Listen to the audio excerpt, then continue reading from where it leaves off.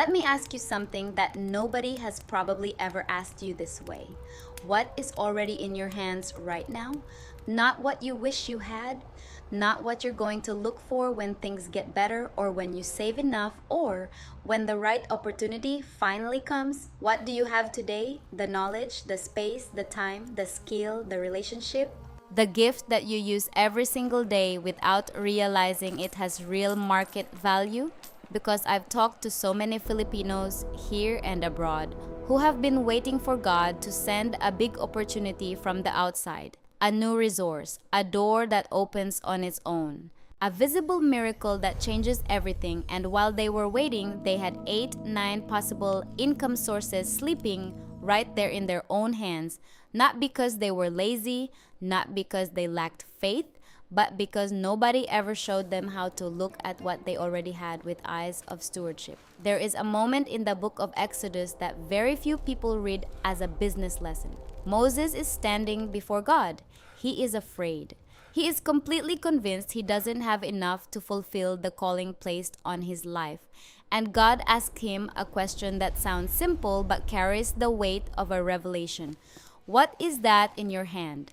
It was a staff, a shepherd's rod.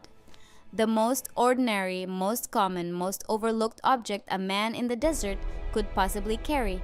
And it was exactly with that, with what was already in his hand, that God parted the sea, brought down 10 plagues, and led an entire nation to freedom. Moses' problem was not lack of resource. It was lack of perception about what the resource he already had could do. And that is the problem for many Filipinos today, not lack of gift. Lack of perception about the value of the gift already in their hands. Today, I'm going to show you 9 income sources that God has probably already placed in your hands and that you haven't seen yet. Each one has a biblical foundation, a concrete application to the Filipino reality today, and a map for how to start without quitting your job, without needing a large capital, without waiting for the perfect moment. Stay until the end because the 9th source is the one that surprises people the most, and it's also the one that most Filipinos already have but have never monetized.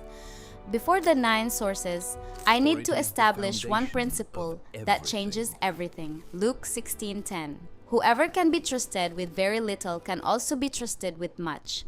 And whoever is dishonest with very little will also be dishonest with much.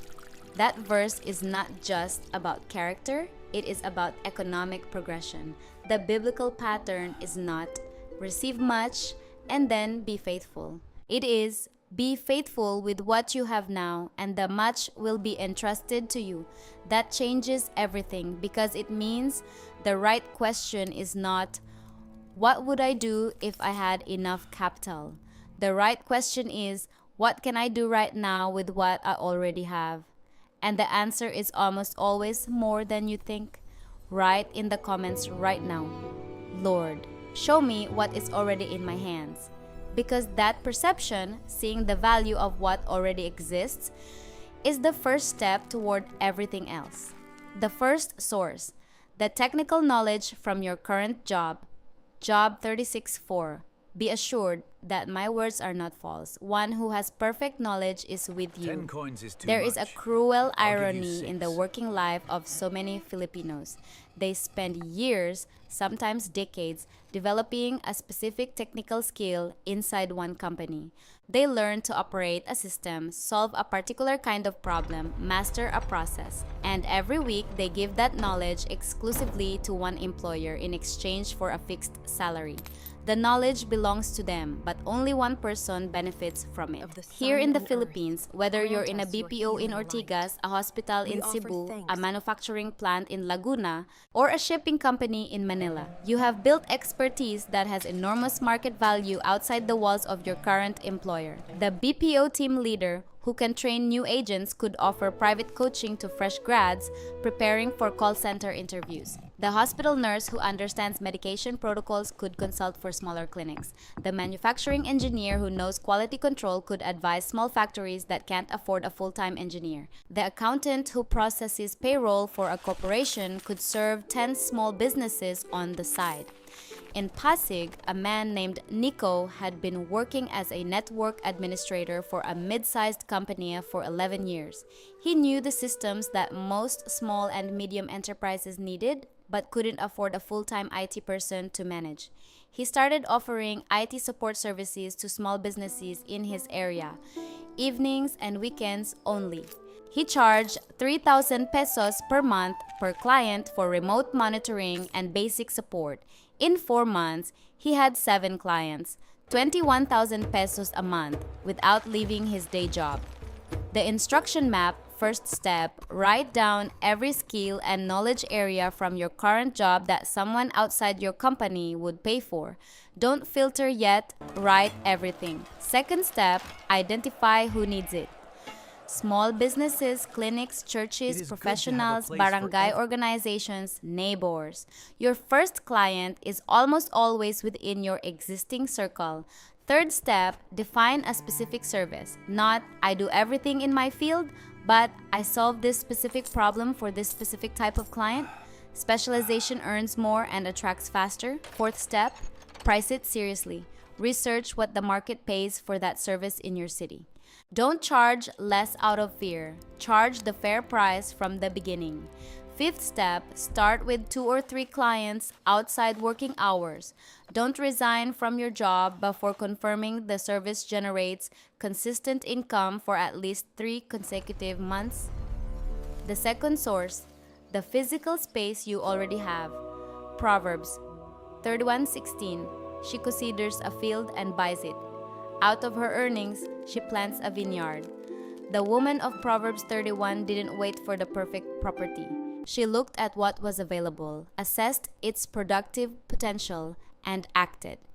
In the Philippines, where urbanization is accelerating, where demand for rental space in every major city consistently exceeds supply, where informal settlements coexist with newly built condominiums, physical space is one of the most underutilized assets in millions of Filipino households. An extra room that can become a bed space rental for a student or working professional. A garage that can become a small storage unit, a home-based workshop, or a beauty salon. A portion of a lot that can be converted into a small sari-sari store. A house with space for a small carinderia operation in the front. A family property in the province that sits empty most of the year but sits in a municipality where tourism or infrastructure projects are creating demand. According to Lamudi Philippines, the average rental yield for residential properties in Metro Manila ranged from 4 to 8% annually in 2024, and significantly higher in Visayas and Mindanao growth areas like Cebu, Iloilo, and Davao. In General Santos City, a woman named Ate Linda had a 2-bedroom house where she lived alone after her children moved to Manila. She converted 1 bedroom into a bed space rental, clean, safe, with Wi-Fi, for working professionals near the business district. She listed it in a local Facebook group. In 10 days, she had 3 tenants at 2,500 pesos each, 7,500 pesos a month, from a room that had been empty for 2 years. She used that money to paint and improve the second room. Then she put that one on rent too. The instruction map. First step, do an honest inventory of every physical space you have access to. Extra room, garage, front yard, vacant lot, provincial land. Every space that exists and isn't generating income is a sleeping asset. Second step, research what similar spaces rent for in your specific area. OLX, Facebook Marketplace, local groups, the local rental market will show you exactly what your space is worth. Third step, start with the minimum. Clean it, make it safe, make it functional. You don't need to fully renovate before getting your first tenant. Let the income the space generates fund the improvements. Fourth step, put a simple rental agreement in place from day one. Even 1 page. Clear terms protect both sides and prevent the misunderstandings that destroy rental relationships. Fifth step, when the first space is producing consistently, reinvest in the next one. The woman of Proverbs 31 planted a vineyard with the fruit of her hands, not with inherited capital. That cycle of reinvestment is the foundation of every real estate portfolio that started from nothing. The third source, The network and trust you've built over years. Proverbs 18:16. A gift opens the way and ushers the giver into the presence of the great. There is an income source that almost nobody recognizes as such. The trust you have built over years, your name, your reputation. The fact that when you recommend something, people believe you, that has market value. And it has a name, referral income. Today, there are affiliate programs, referral commissions, and partnership arrangements in almost every sector: insurance, real estate, financial services, online courses, health products, telecommunications, remittance services. Filipino culture is built on relationships, on the bayanihan spirit, on the deep trust that forms within communities. Church communities, neighborhood groups, barkada, alumni networks. And the person who has genuine established trust within those communities has an economic asset that corporations spend enormous amounts of money trying to build artificially. In Antipolo, a woman named Ate Gemma was known in her church community as the person everyone asked about health insurance because she had helped her own family navigate a serious illness and had learned the system the hard way. A friend who was a licensed insurance agent suggested she get licensed herself. Ate Gemma passed the exam. She started helping church members find coverage that actually fit their situation and budget. In her first year, her commissions paid for her children's school supplies, her family's emergency fund, and a small celebration she had been postponing for 3 years. She wasn't selling. She was helping people she already cared about and being properly compensated for it. The instruction map first step: map the areas where people in your circle consistently come to you for guidance or recommendations. Health, financial products, suppliers, contractors, services. That is already where your influence exists. Second step: research companies with legitimate referral or affiliate programs in those areas. Prioritize companies with quality products because you are putting your name and your relationships on the line. Third step: test the product yourself before recommending it. Honest, experience-based referrals convert better and last longer than quick commissions from products you don't actually know.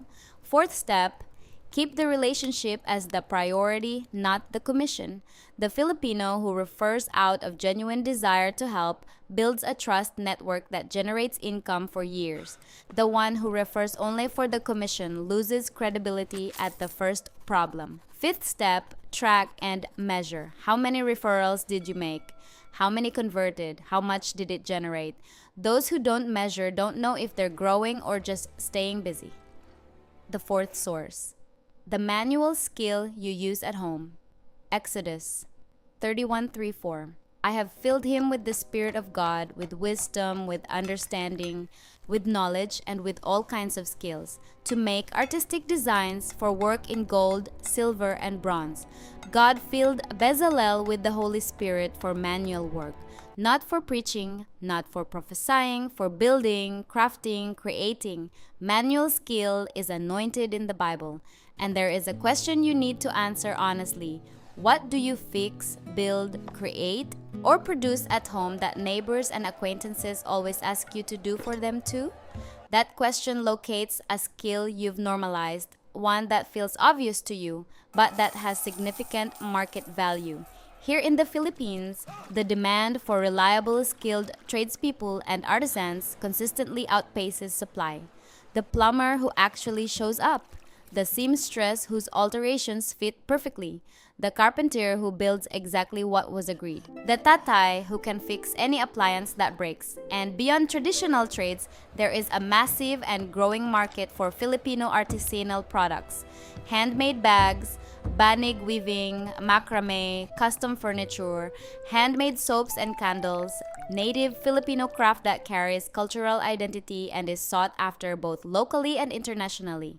Abroad, Filipino handicrafts are increasingly valued in international markets. Platforms like Etsy and Amazon Handmade have opened the global market to Filipino artisans who never needed to leave their province. In Pampanga, a woman named Manang Cora had been making handmade capiz shell home decor since she was a teenager. Learned from her mother, who learned from hers. She had never sold any of it. It was just something she made for the house and gave as gifts. Her daughter convinced her to photograph a few pieces and post them in a crafts group on Facebook. Within a week, she had her first order. Within 3 months, she had orders from buyers in Metro Manila, Cebu, and one inquiry from a Filipino community in California. What she had been creating as a hobby, as a form of art, of connection to her heritage, became a business that earns while she creates. The instruction map, first step, lists everything your hands know how to do that other people pay someone else to handle. Sewing, carpentry, electrical repairs, plumbing, cooking, crafts, baking, tattooing, haircutting. Don't filter. Make the full list first. Second step, identify which of those skills has the highest unmet demand in your community. A quick look at local Facebook groups and Bayanihan communities will show you exactly what services people are always struggling to find. Third step, formalize when the work requires it. DTI registration as a sole proprietor is simple and inexpensive, and it opens you to clients who cannot pay without an official receipt. Fourth step, build reputation before building rates.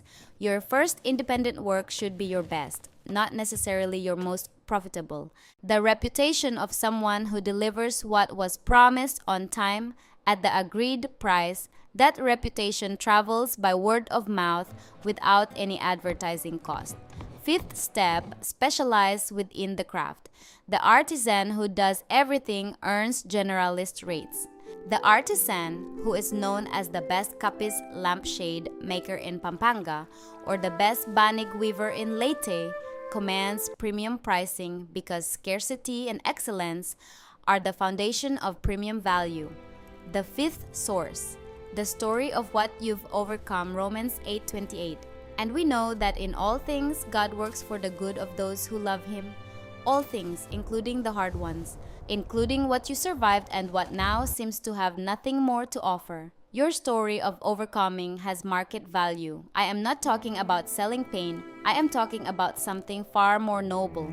The experience of someone who has already walked through a difficult path and can guide someone who is just starting it, who has gone through debt and come out the other side, is more qualified to help debtors than any financial consultant who has never owed anyone, who has navigated the OFW experience, the loneliness, the missed birthdays, the remittance management, the reintegration when they came home, is more qualified to guide other OFWs than any government handbook, who has built a small business in the Philippines from nothing, made mistakes, and kept going, is more qualified to mentor aspiring entrepreneurs than any textbook theory, who has raised children in 2 cultures, managed a household across time zones, sent money home faithfully for years. That experience is exactly what thousands of Filipinos right now are desperately looking for and not finding. In Taguig, a man named Kuya Erwin had spent 12 years as an OFW in Saudi Arabia.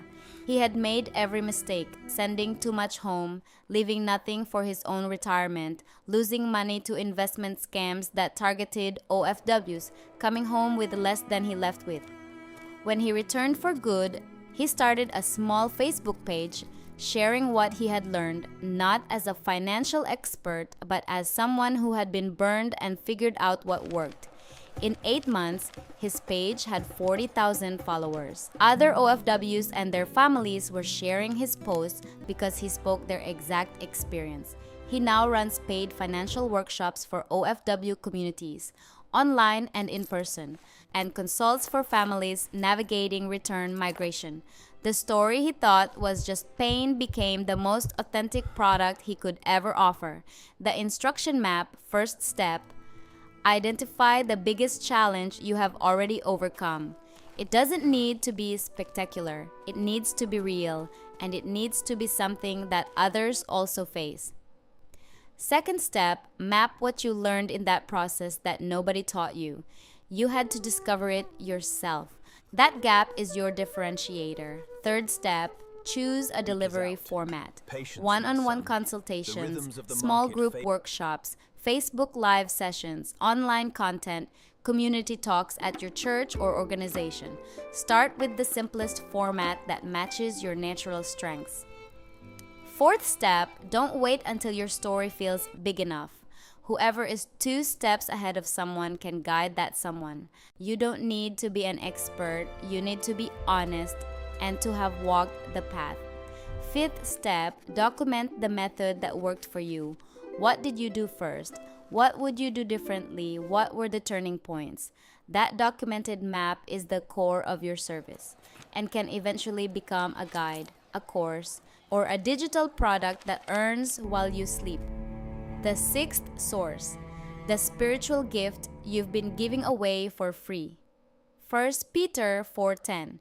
Each of you should use whatever gift you have received to serve others as faithful stewards of God's grace in its various forms.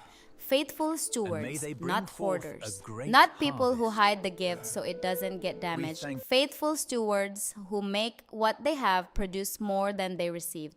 There are spiritual gifts with direct market applications that many Filipino Christians have never recognized as something that can and should generate their livelihood.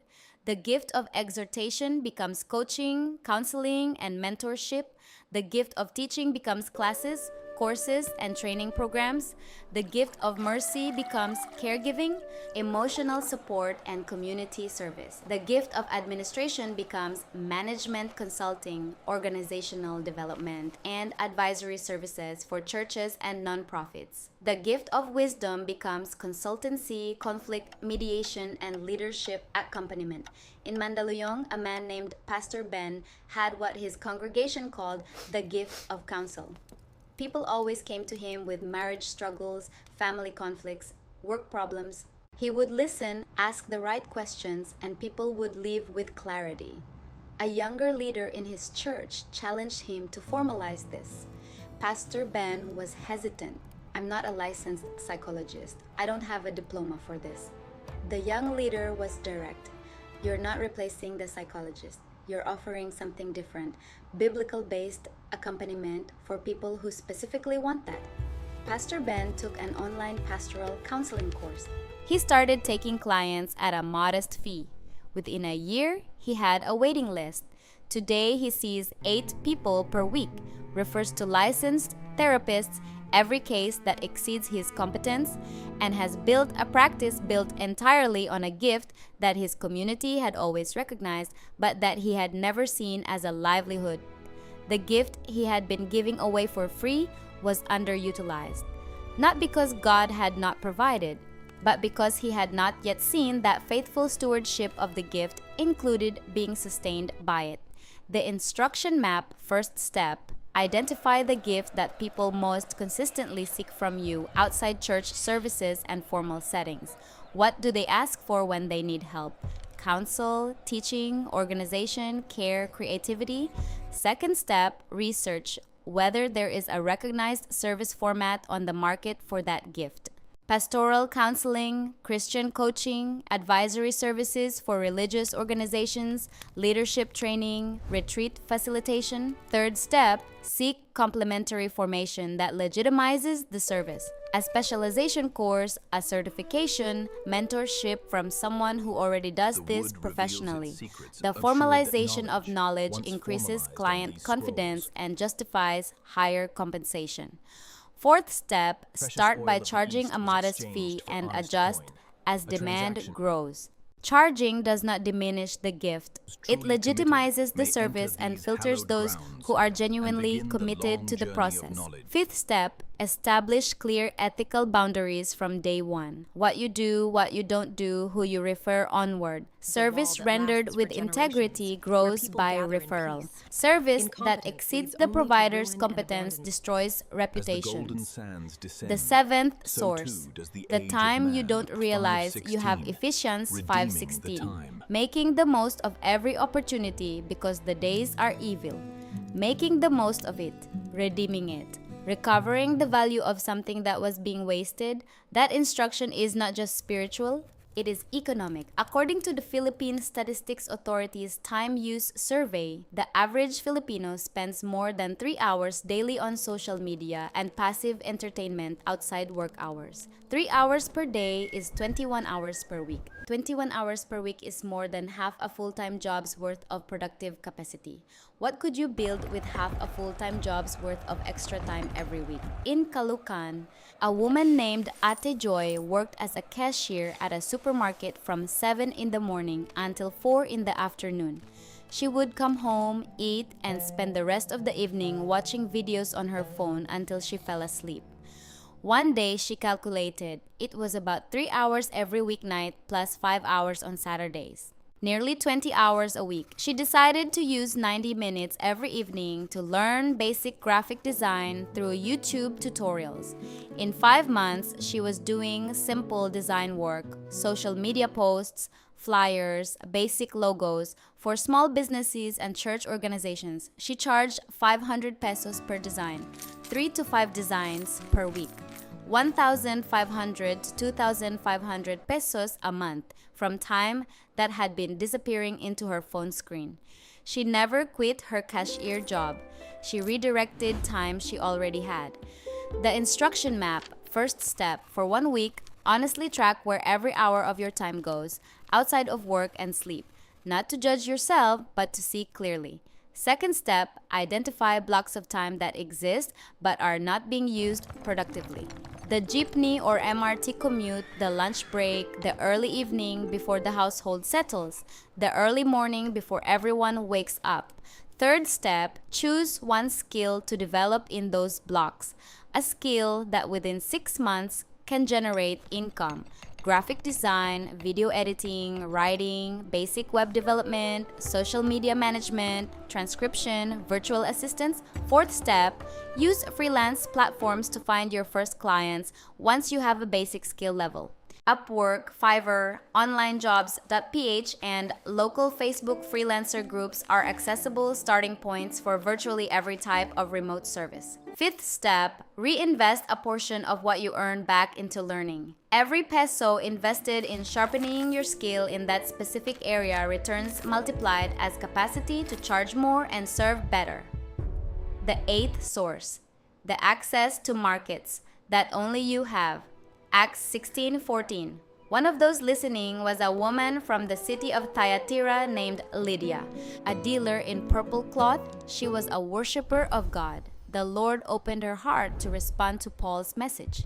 Lydia was a merchant. She had access to a specific market, the purple cloth trade, that others did not have, and that access was her competitive advantage. Everyone has access to some market that others don't. If you work in healthcare, you have access to the health market, suppliers, professionals, specific needs that the general public doesn't know exist. If you're an active member of a large church, you have access to a trust community that corporations pay enormous amounts to reach. If you are a returning OFW with connections in your destination country, you have access to import and export opportunities that people without those connections cannot easily access.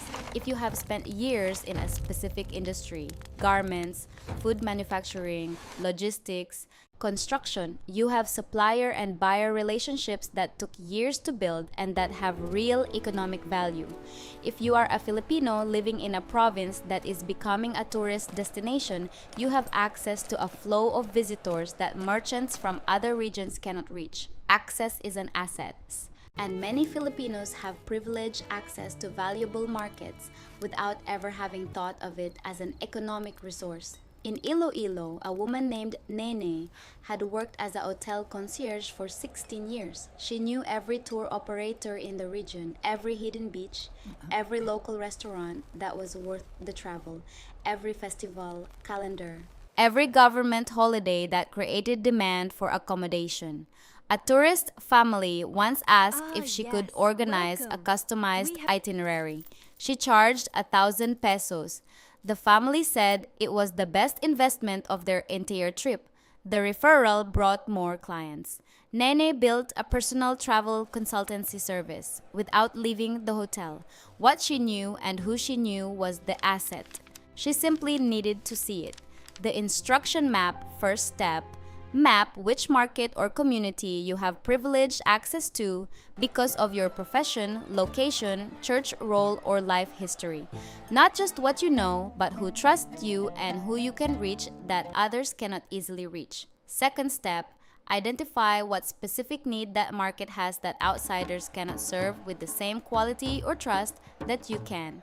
Third step, develop a service or product that connects your access to the identified need. It doesn't need to be complex. Sometimes it is simply being the reliable bridge between two parties who need each other. Fourth step, test the model with 3 to 5 clients before trying to scale. Confirm the need is real, your service addresses it, and people pay the value you need to make it worth your effort. Fifth step, build a referral system from your first satisfied client.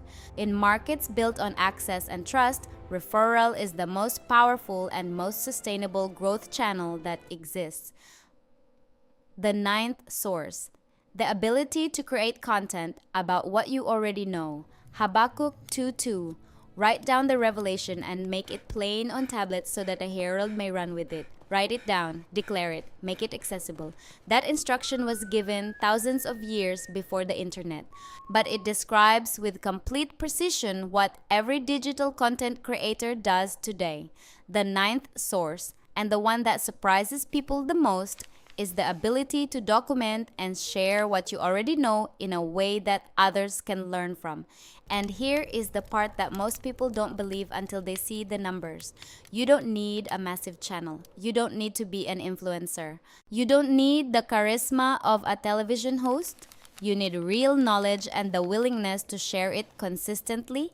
Here in the Philippines, there is a specific opportunity that most Filipino creators are not seeing clearly yet. English language Christian personal finance content with authentic Filipino context barely exists at scale.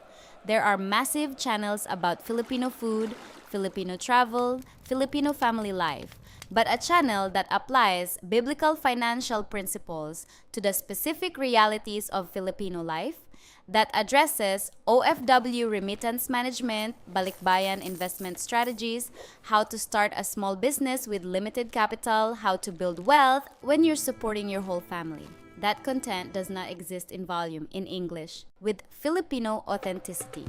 That gap is your opportunity.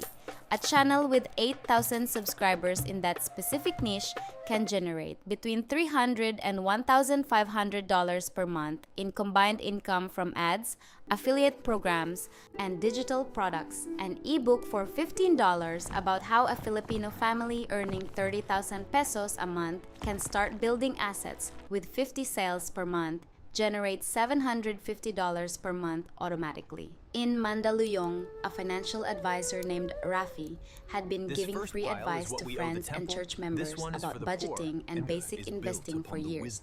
A colleague suggested he record these conversations.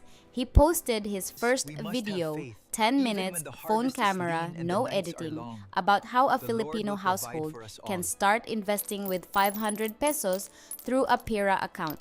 In 6 months, he had 22,000 subscribers. He launched a digital guide, a PDF, for 300 pesos about maximizing Pira benefits that most Filipinos don't know they're leaving unused. He sold it 400 times in the first month. The knowledge was the same knowledge he had been sharing for free over coffee after church for years. The only thing that changed was that he wrote it down and made it run. The instruction map, first step, Choose one topic you know better than average and that has real, existing demand in the Filipino Christian community. Search YouTube in English for that topic. How many videos exist? How many views do the popular ones have? That tells you the size of the audience already looking for it. Second step, choose one platform and commit to it. YouTube for long-form video, TikTok or Instagram Reels for short form, a newsletter or blog for written content. Master one platform before thinking about expanding. Third step, commit to consistency for 6 months before evaluating results. One video or post per week for 26 weeks is the minimum for both the algorithm and the audience to understand what you offer. Consistency over perfection always. Fourth step, think about monetization from day one, even if you don't activate it immediately. What product or service could you sell to this audience when it reaches 5,000 followers? Define the model before you have the audience, so that when it arrives, you know exactly what to do. Fifth step, the content you create today is an asset. Treat it that way. A well-made video or guide can generate income for 5 years. Invest in genuine information, clear delivery, and honest application. Habakkuk said, "Write down the vision so that he who reads it may run." What you know may be exactly the vision that someone in Cebu, in Davao, in Riyadh, in London needs in order to start running their own race. We have come to the place where everything connects. 9 income sources that God has probably already placed in your hands. The technical knowledge from your current job, the physical space you already have, the network and trust you've built, the manual skill you use at home, the story of what you've overcome, the spiritual gift you've been giving away for free, the time you don't realize you have, the access to markets that only you have, the ability to create content about what you already know. And you may be thinking, where do I start? The answer is always the same answer God gave Moses. Start with what is already in your hand. Not the most sophisticated, not the one with the greatest future potential. The one you already have today, that you can move today, that requires less external condition and more internal decision. Because the biblical pattern is not to wait for the perfect opportunity. It is to be faithful with what already exists. Luke 19:17. Well done, my good servant. Because you have been trustworthy in a very small matter, take charge of 10 cities. Authority over much is the consequence of faithfulness in little. Not the other way around. You don't need 9 income sources tomorrow. You need 1 new source working in the next 90 days. Just one. Plant that seed faithfully, water it with consistency, harvest with gratitude, and then plant the next one. God is not waiting for you to have more resources before entrusting you with more responsibility. He is waiting for you to steward well what He has already placed in your hands. And this moment, this video, this realization can be the beginning. If something here touched your heart, share it with someone you already had in mind while you were watching. One share can be the answer to a prayer that someone has been praying for direction. Let me pray over you now. Father, thank you for every person who made it to this point. Thank you that no gift you placed in them was by accident. Every skill, every relationship, every space, every story, all of it was placed with purpose. Now, open the eyes of whoever is watching this to see what is in their hands. Give courage to the one who is ready but afraid. Give clarity to the one who is confused about where to start. Give persistence to the one who has already started but is tired. May the same God who asked Moses, "What is that in your hand?" be asking each one of them that same question right now. And may the answer come with enough clarity that the action begins this week, not someday, this week, in Jesus' name. Amen. Write in the comments, what is in my hands is enough to begin. Because it is. And Ecclesiastes 11:6 knew that thousands of years ago, sow your seed in the morning, and at evening let your hands not be idle, for you do not know which will succeed, whether this or that, or whether both will do equally well. So, the rest is in God's hands.